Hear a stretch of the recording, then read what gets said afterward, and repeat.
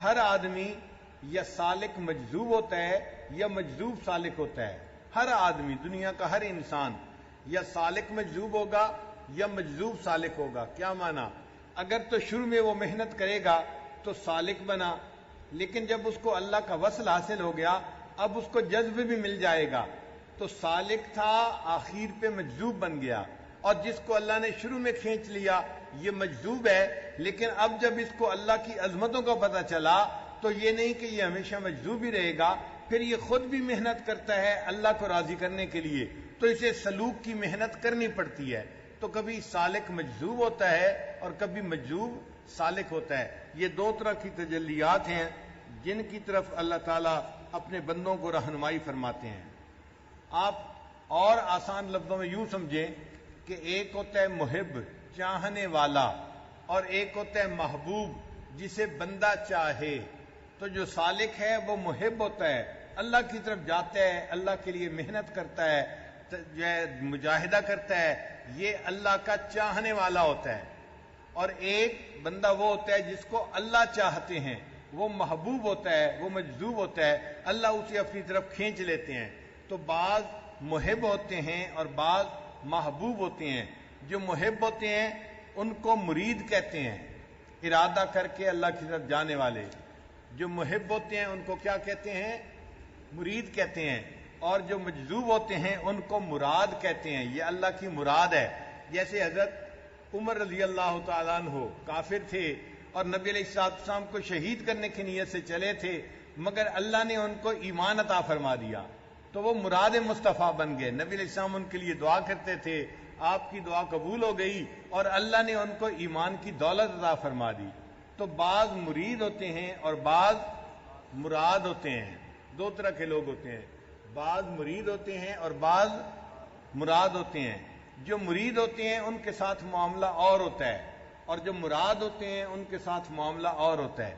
آپ کا ایک دوست ہے، واجبی سا تعلق ہے، آپ کو بازار میں ملا، کہتا ہے میں نے آپ سے کچھ بات کرنی ہے، مجھے ٹائم چاہیے. آپ کہتے ہیں اچھا یار میرے گھر آ جانا ملاقات کے لیے، میں آپ کو ٹائم دے دوں گا. آپ اس کو ایڈریس دے دیتے ہیں اور گھر آنے کا وقت دے دیتے ہیں. اور بازار میں آپ کو ایک اور دوست ملا جو آپ کا بہت ہی قریبی دوست تھا، سکول میں آپ کا جگری یار تھا. آپ اس کا ہاتھ پکڑتے ہیں اور اسے کہتے ہیں یار میرے گھر چلو، ایک کپ چائے کا پیتے ہیں. اسے آپ خود اپنی گاڑی میں بٹھا کے اپنے گھر لاتے ہیں. پہلے کو ملاقات کے لیے ٹائم دیا اور راستہ دکھا دیا، اور دوسرے کو ہاتھ پکڑ کے خود گھر پہنچا دیا. تو مرید کے ساتھ معاملہ اور ہوتا ہے، مراد کے ساتھ معاملہ اور ہوتا ہے. اس کی مثال یوں سمجھیں کہ حضرت موسیٰ علیہ السلام اللہ تعالیٰ کے مرید تھے، چاہنے والے تھے، ایک نبی علیہ السلام تھے، اولو العزم نبی تھے.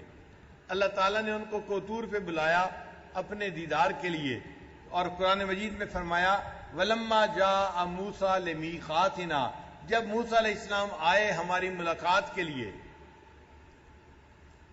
اور اللہ کے پیارے حبیب صلی اللہ علیہ وسلم اللہ تعالیٰ کے محبوب تھے، ان کو اللہ تعالیٰ نے جو عرش پہ بلایا معراج کے لیے، تو اللہ تعالیٰ نے یہ نہیں کہا کہ وہ معراج پہ آئے، بلکہ یوں فرمایا سبحان الذی اسریٰ بعبدہ لیلا من المسجد الحرام الی المسجد الاقصی، پاک ہے وہ ذات جو اپنے بندے کو ایک رات میں مسجد حرام سے مسجد اقصی تک جس نے پہنچا دیا. تو یہاں اپنی طرف منسوب کیا کہ ہم ان کو لے کے آئے، چونکہ مراد تھے، اور وہاں کہا کہ وہ ہمیں ملنے کے لیے آئے اس لیے کہ وہ مرید تھے.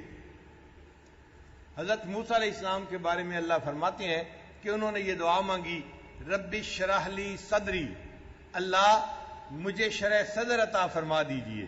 تو دعا مانگ رہے ہیں چونکہ مرید ہیں، اور نبی علیہ السلام چونکہ مراد تھے، اللہ ان کو فرماتے ہیں الم نشرح لک صدرک، اے محبوب کیا ہم نے آپ کو شرح صدر نہیں عطا فرما دیا؟ تو محب کے ساتھ معاملہ اور ہوتا ہے اور محبوب کے ساتھ معاملہ اور ہوتا ہے.